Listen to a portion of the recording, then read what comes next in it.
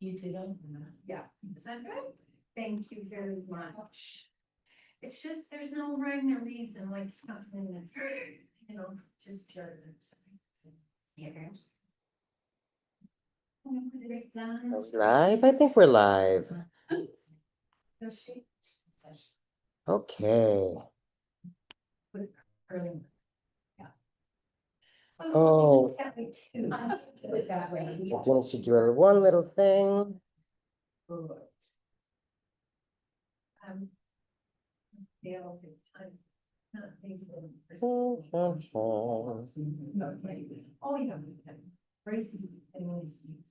So. Oh, yeah. Okay. We're almost there, my friends. Thank you for your patience.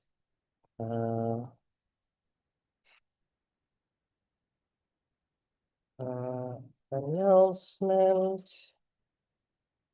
Thank you for Oh my God, of course. Such a blur. So many things going on that. Yeah. I have. No, for sure. Yeah. It'll get you. Baby just has to talk. Okay. You are not supposed to keep that big all together. Well, he had come down and pack up and I just told him not to do it. Yeah, we have to put things.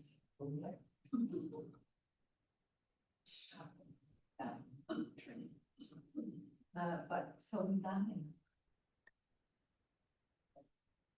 Oh, Yes, good. Yeah. That's it.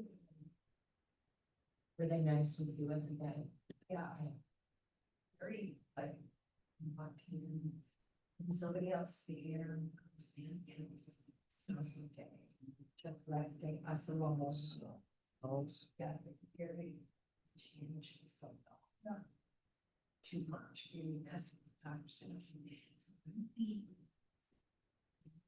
Is things as soon as possible. It's pretty.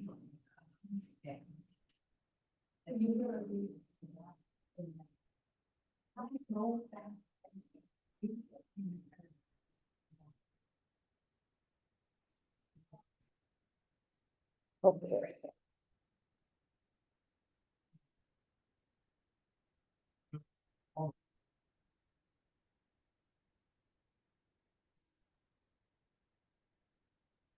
Okay, I think we are live and we're running. Hello, everybody. Hi, welcome. Can you just let me know if we are? I think I just posted it on the Facebook, on the interwebs, but I think we're good. In the meantime, I'm just going to say welcome and thank you so much for joining us. My name is Santiago Guzman. I am the artistic director at Playwrights Atlantic Research Center. I would like to welcome you today to beautiful St. John's, Octahamgook and Labrador, or colonially known as Newfoundland and Labrador. I am very, very happy to be here in the ancestral land of the Beothuk and the Mi'kmaq for the island of Newfoundland. And I also want to recognize the Innu and the Inuit in the big land up in Labrador. And I just wanted to tell you a little bit about Park, and I am welcome folks joining us online, watching from Nova Scotia, from Prince Edward Island, from New Brunswick, or across the country or the world. We have that reach, we have that impact. But Playwrights Atlantic Research Center is a development center based everywhere. Actually, Bernardine used to say that Park was in the cloud because we're everywhere. And we move, and I do feel like that, being the artistic director of this organization, that I get to go everywhere, wherever the membership needs me. And I love, and I am very grateful that I get to learn and listen from what artists across the region are wanting to share. So I feel pretty lucky to do that. And our services and programs serve primarily Atlantic Canadian playwrights, their voices, their stories. And I am very happy to welcome you today to the Park 2026, Jenny Munday Atlantic Canadian Play Award. And there's beautiful Jenny. Jenny Munday dedicated much of her career developing new Canadian work for the stage. She was a playwright, an actor, a dramaturg, an arts administrator, and Jenny served Park for 20 years from 2007 to 2017, first as a part-time administrator and then as our inaugural artistic director. During her 20 years at Park, Jenny oversaw the establishment and maintenance of several of Park's core development programs, for which she was very, very proud. Obviously, she was the header of the Parks Colony, now the Playwrights Retreat, which gathered playwrights from across the 4 Atlantic provinces and connected them with dramaturges from the region and beyond. We also have the home delivery program, which offered remote dramaturgy with professionals from across the country. She also developed this program called the Kitchen Table Reading, which is now called the Jenny's Table Reading in her honor, which enabled playwrights to gain agency in the development process by deciding when they wanted to hear their plays read out loud. She was also a big supporter of the founding of the Playwright Development Center of Canada, which gave Atlantic playwrights a wider profile across the country. And she was also heavily involved in the development and creation of our Park Script Library collection. I personally didn't get a chance to meet Jenny, but I feel like I know exactly who she was based on the endless stories people share with me about her.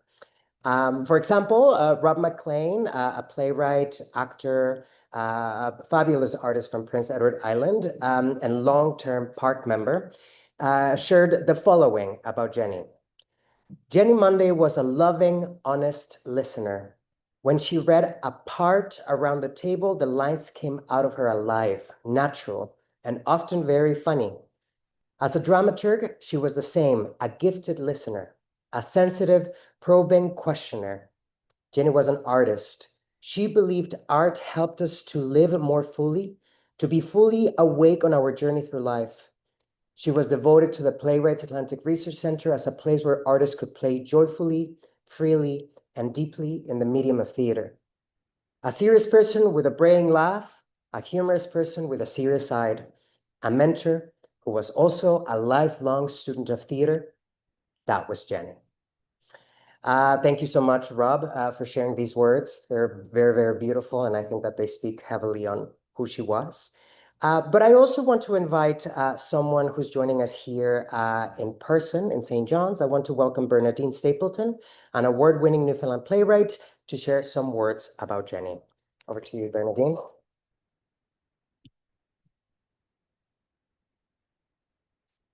I really wanted to say to everyone who entered this competition, to everyone who writes plays, to everyone who loves plays, I hope you have a Jenny Munday in your life. Someone who believes in you, who, when you want to burn your words and pages, will light the match for you, make ink of the ashes, and help you start all over again. After Jenny, I really learned the value of a beautiful dramaturg in your life, and hence I can count on my hand now Pamela Halstead, Nicole Smith, Amy House, Lois Brown, and many, many others. I first met Jenny through, in 2001, through, I call it Park's Mail Order Bride, but the home delivery. And I had written a play then called The Pope and Princess Die. And Jenny invited me to the Park Playwright Retreat in 2003. And I remember we were living in a little house. Jenny was there. That was my first encounter with the most amazing group of people: Nikki Lippman, Gay Hauser, Robbie O'Neill, Charlie Rindros, Don Hanna, Sarah Stanley. That play got so much love and attention, and it ended up going on to be produced by Artistic Fraud in 2005. Jenny lived life in the radical now, which is a kind of a mandate that I've adopted for this year, a mantra, to be who you are and to do what you know, and then some. The play that I wrote this year, Dying at the Discotheque, part of my playwright in residency with Resource Center for the Arts Theater, was a year of deep listening, deep gratitude for me with the full support of this beautiful organization. And I made a concerted effort during the year to really try to go back to the roots of that incredible summer with Jenny and with Park, to channel a little of who I was as a wild young artist before the world started to teach us how we had to be small in order to be produced, in order to not be offensive, in order to be affordable. And that's when I began this wild imagining of the afterlives of theater artists, inspired by the afterlife of Jenny herself. And inspired by this beautiful work of Park, and now this third year of this amazing legacy. Nicole Smith and I at Girl Power are going to be presenting this play, Dying at the Discotheque, in late October at The Space in St. John's, Newfoundland, as a fundraiser for supporting Castanel in partnership with Wonderbolt, The Space, RCAT, Arts NL, AIPF, and Park. To quote artistic animateur of RCAT, Megan Greeley, we so hope that Dying will have a long life of advocacy and fundraising as Jenny continues to have such a long life. And I hope I can continue to inspire younger artists and older. I just want to add, I just got back from Marystown, where my mother, Geraldine Stapleton, was teaching me how to sew a quilt pattern for quilts. And I realized that making a quilt is a lot like making a play. And I do want to say that Jenny, maybe, I don't know if I would say she was larger than life. I think a lot of people would say she was. I think she definitely lived every single corner of her life, never apologetic, always fierce. It's a word we use a lot, but she was always creative and so generous and unabashed in her ferocity for others.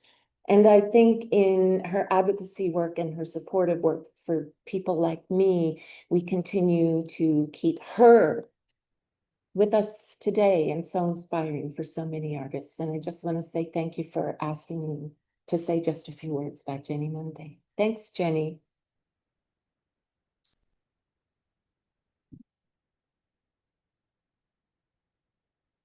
Thank you so much, Bernadine. I joined Park in 2020, first as the artistic associate of the organization, and then took over in 2023 as the interim artistic director. And since I joined Park, I heard so much about who Jenny was. I never got a chance to meet her, but it is in moments like these and talking about her legacy, about the things that she has done, that I feel like she is still around with us. Clearly her impact, not only in these individuals, but also in the larger community, was immeasurable. Her dedication, passion, and unwavering commitment to fostering emerging talent left an indelible mark on all who had the privilege of knowing her. And it is why, in honor of Jenny's memory and remarkable contributions, Park announced the establishment of the Jenny Munday Atlantic Canadian Play Award during her celebration of life on September 25, 2021. The creation of this lasting legacy is an important step, both in honoring Jenny's memory and tremendous contribution to this organization, and in offering support and recognition to the playwrights of Atlantic Canada. Oh, sorry. There we go.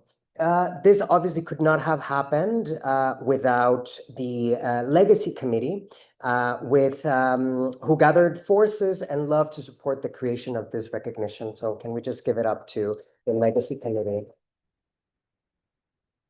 No, I'm trying to get back to the other side. Like, oh, here we go. Excellent. Um, I, of course, want to express my most sincere gratitude to the Legacy Committee and our esteemed donors who contributed to the Jenny Munday Atlantic Canadian Play Award, guaranteeing the long life of this award. There's so many folks who believe in this initiative, and thank you again for the Legacy Committee raising funds to ensure that the legacy of Jenny through this award be recognized over the next couple of years. Now, I am sure that you look at this list and you go, my name may be missing. And I would really like to be next to Leanne Vardy or Catherine Banks or Colleen Murphy. And you know what? You can be a part of this list. So I invite you all to make a little donation. We are, we are old school. We accept checks. We'll take them. We do PayPal. We do EMTs. And also we can offer a charitable receipt for your donation. So we all win, and you help us ensure that this award will be running for the next little while. Of course, I also want to give a huge shout out to the Watermark Theatre in Prince Edward Island and Daniel McIver, who have committed to supporting this award annually with a financial contribution. And of course, our host sponsor for this ceremony, the Research Center for the Arts Theater Company, for having us here today in St. John's. It feels really special to me being able to bring my world, that is Park, and my home in St. John's, especially being in this building that means so much to the history of theater in Atlantic Canada. So thank you so much, RCAT, for having us. And because I am here, I just want to also extend my gratitude to a lot of people. And something that I have been learning over the past couple of years is about how Jenny's leadership secured the legacy of Park through so much advocacy for municipal and provincial funding. So I want to give a shout out to those funders who believed in Jenny, believed in Park, and continue to believe in Atlantic Canadian Theatre. So I want to give a shout out to the Canada Council for the Arts, the Nova Scotia Communities, Culture, Tourism and Heritage Department, Arts Nova Scotia, Arts Newfoundland and Labrador, Arts New Brunswick, the Government of PEI, the Newfoundland and Labrador's Cultural Economic Development Program, the Town of Tantramar, Halifax Regional Municipality, the Canada Summer Jobs, the GEA Craig Foundation, the Craig Foundation, and the Black Family Foundation. Thank you so much to all of you.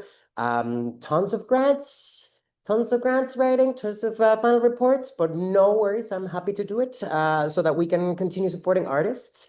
I also want to give a shout out to our staff, Lara Lewis, our artistic associate, Jenna McLean, membership and communications coordinator, Glenn Nichols, library manager, and Alexander Smart, our interim general manager, for their contributions to Park. And of course, I want to give a huge shout out to Jamal Weeks for his technical assistance in this live stream today. Thank you so much. You're saving me. Excellent.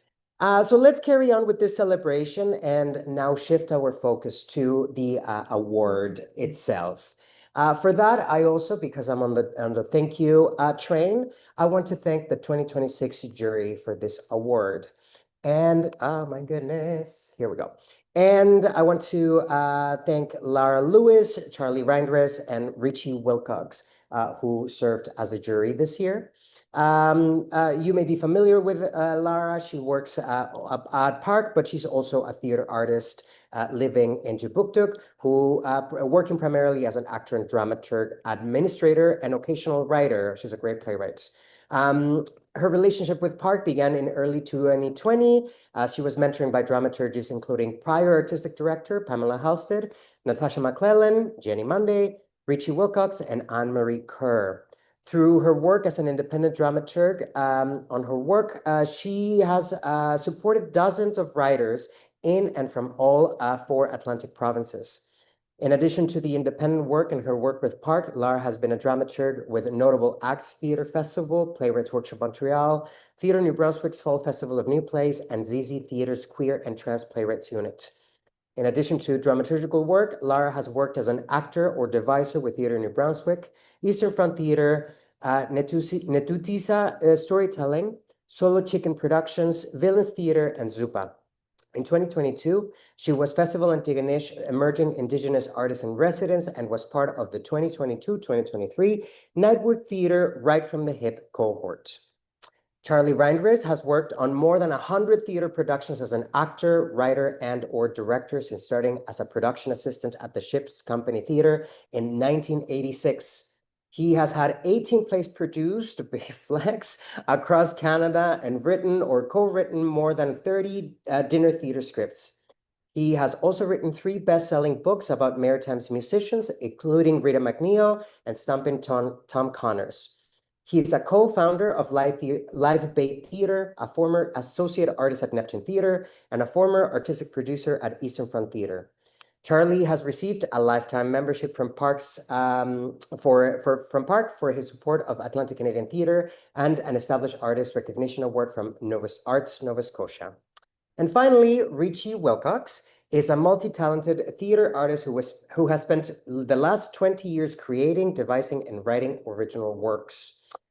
Wilcox is the author of Cold Bowl Queen, New Waterford Boy, and Good Grief. They are the founding artistic director of Heist, where they have helped create several acclaimed works, including The Princess Show, Frequencies, and Princess Rules. Wilcox has worked as a dramaturg for numerous writers and has previously been a guest dramaturg for the annual Park Retreat, as well as a guest dramaturg director for the Dalhousie University Playwrights course multiple times. Wilcox is a Merit Award winner in acting and playwriting and was first runner-up for the 2025 Jenny Munday Award with their script Cold Bowl Queen. The jury was incredibly pleased to have received a wide range of submissions from playwrights across the 4 Atlantic provinces and at all levels of their careers. During the shortlist deliberation, they were thrilled to see the 4 Atlantic provinces being represented, as well as produced and unproduced scripts. This year's jury voted to include an honorable mention. So I'd like to present Dying at the Discotheque by Bernadine Stapleton from Newfoundland and Labrador. This play is an experiment in an exploration of aging and dying in the professional arts. It proclaims we are old. It explores possibilities of engagement and staging the askew colonialistic practices and skew limiting expectations of theater. It is fun and hard and sad and hopeful. It uses words as arias and allows for dancing in the mind, body, and spirit.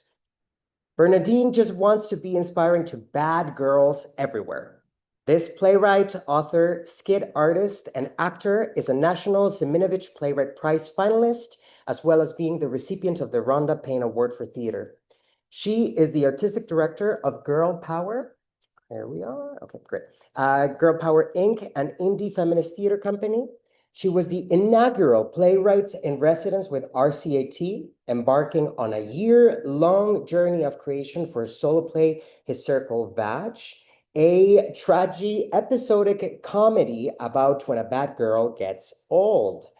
Other new works include Ophelia Swims and the podcast The Haunted Doorbell. Her most iconic play is The Bad Girl's Bible, Offensive to Some. Sorry, I'm just trying to get back to this page.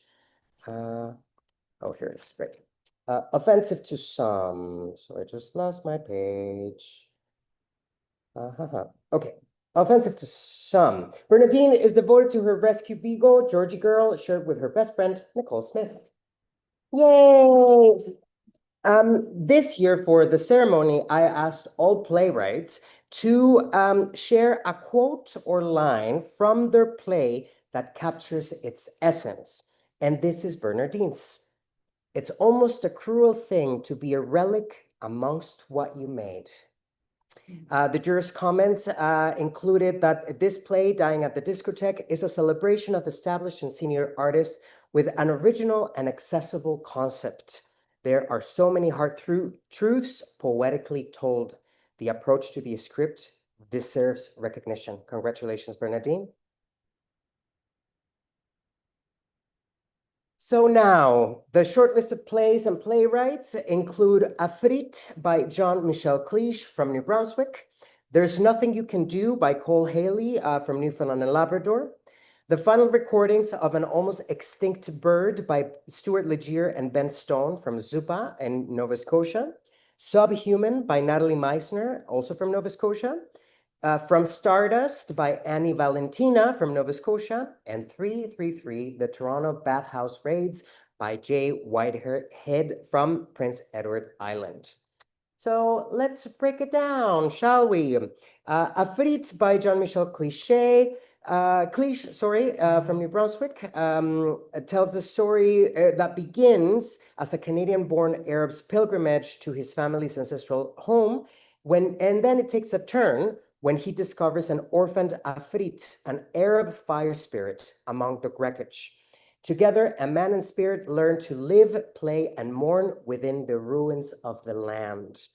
Jean-Michel Cliche is a theater artist of Lebanese and French settler descent living on the banks of the Wolastoq in Fredericton, New Brunswick.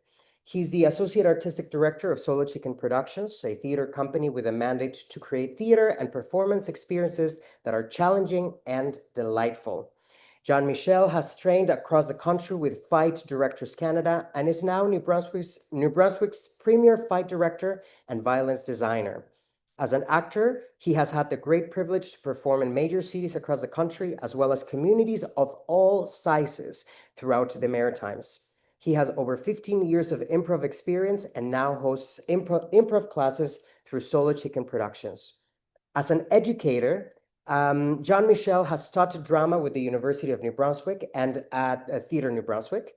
He is currently touring his award-winning physical theater improv show, Tilt, co-created with Park member Alex Ryu. And in his own words, this is his quote that he shared from his play. Are you watching? Are you comfortable? The jurors had to say that Afrit is an imaginative and theatrical script that intertwines Arab folklore with a coming-of-age story guided by a funny and very engaging narrator. Congratulations, Jean-Michel.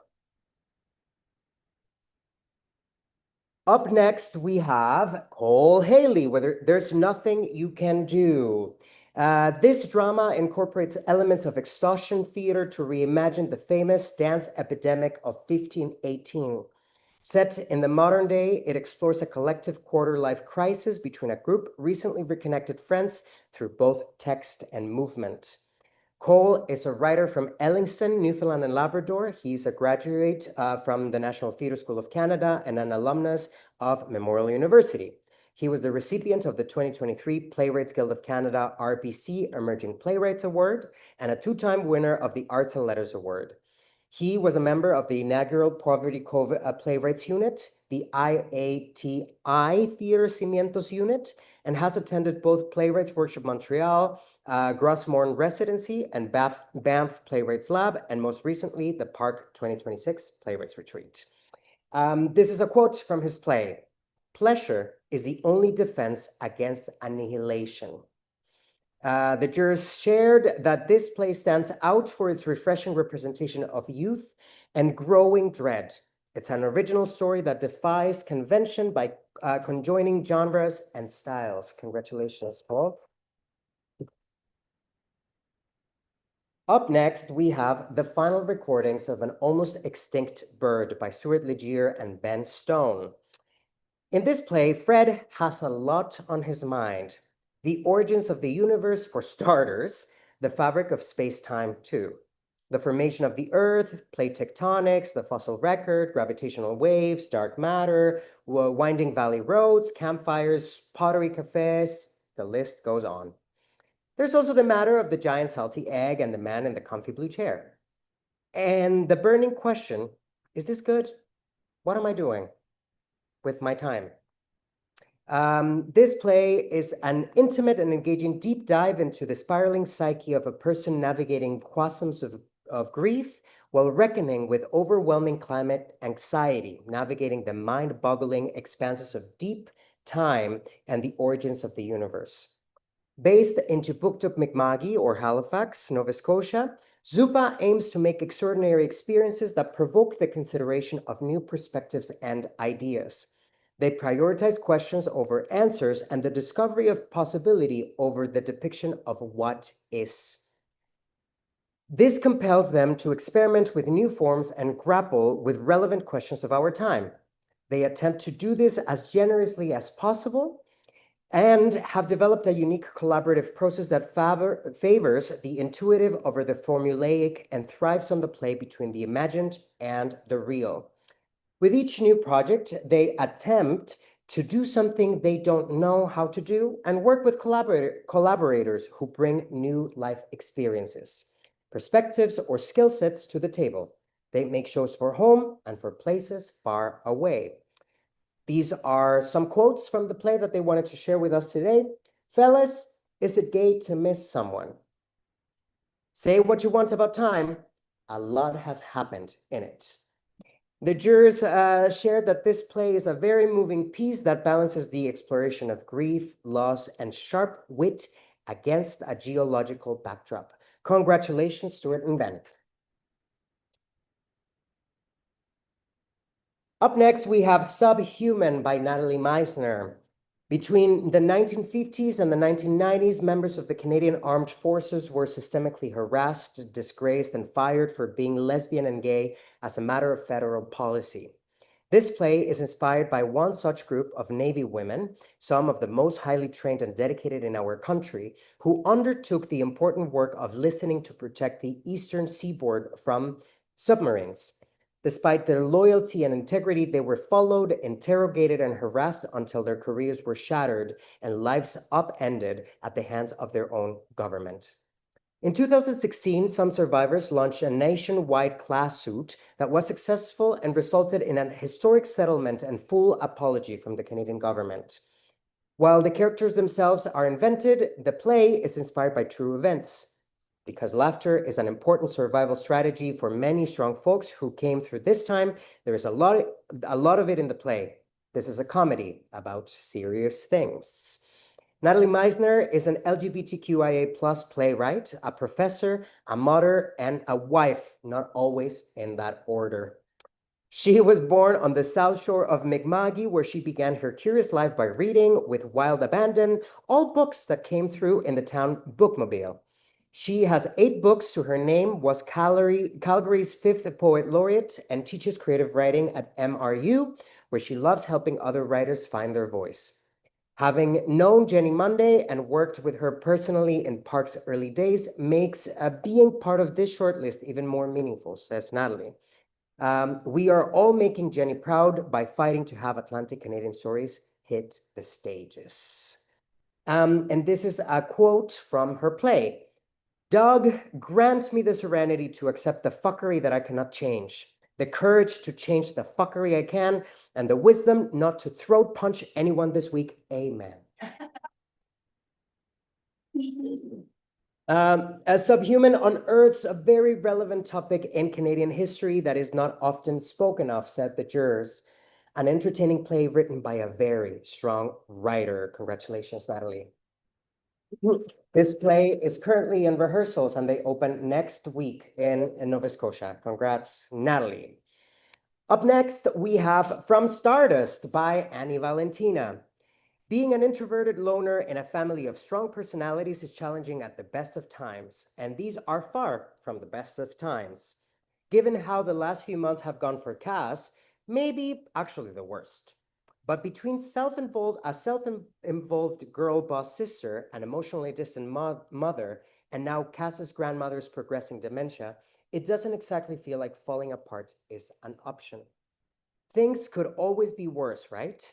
As long as you have a secret David Bowie in your back pocket, are you really out of coping strategies? This play explores queerness within multi-generational immigrant families, coming to terms with loss and connecting with your elders.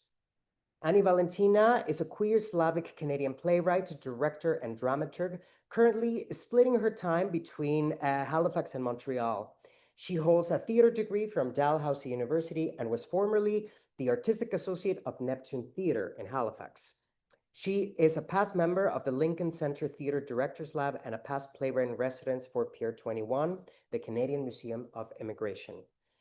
Annie has focused her entire career on the development of new work, often exploring themes like identity, culture, and the immigrant experience. Notable past credits include Cult Play by Scout Rex, The Outside In by Elias Arillo and Sharon Badger, and her own play Ballad of the Motherland. And this is the quote from her play. Is what's knowable more important than what's possible?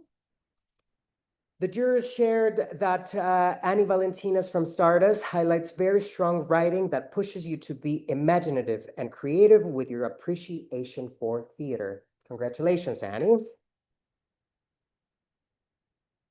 And last but definitely not least, we have 333 by the Toronto Bathhouse Raids by Jay Whitehead from PEI. In this play, 3 fictional individuals are arrested as found-ins during Operation Soap, an infamous and real-life event when several bathhouses were raided in Toronto in one of the largest mass arrests in Canadian history. Among the found-ins, we meet Honey, an aging queen with nothing to lose, Darren, a closeted married man with everything to lose, and Eddie, the bathhouse long-suffering employee and a new immigrant to Canada from Latin America. 3 individuals, 3 arrests, 3 separate reactions as the Toronto gay community rallies in the aftermath, prompting what is often cited as the beginning of Canada's Pride movement. How will these 3 souls react or not when everything is on the line and the future of our community, dignity, and livelihoods are at stake? Jay Whitehead is an actor, performer, drag personality, choreographer, director, writer, and teacher with a diverse performance and training background.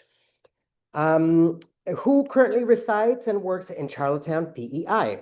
As a playwright, Jay has written plays including Crabs and Landon, the award-winning Unsexed, which he also co-wrote with Daniel Judes. He also co-created an original electro-drag opera, Castrati, with Aaron Collier, Richie Wilcox, and Kathy Zaborski, and co-wrote a new drag musical adaptation, A Very Carol Christmas Carol, also with Zaborski, which premiered at the MFT last Christmas in Sackville, New Brunswick. His play 333 is currently finishing an Atlantic Canadian tour. They premiered and they went to Sackville, they were in PI and Parsboro, and I think they're closing tonight in Halifax, which is amazing. He is also working on his one-man theatrical memoir, Die Die Lavinia, which will premiere this fall at the Island Fringe Festival in Charlottetown. His drag character, Didi, will return to the PEI stage this summer with the drag review, Queerly Canadian, with her drag song, Castrati. And this is the quote from his play. What we were that night was not arrested, detained, or questioned. We were shamed,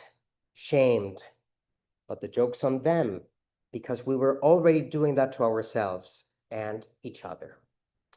The jurors shared that Jay's play found an innovative way to speak to contemporary queer politics through a historical lens with tons of theater magic and humor. Congratulations, Jay.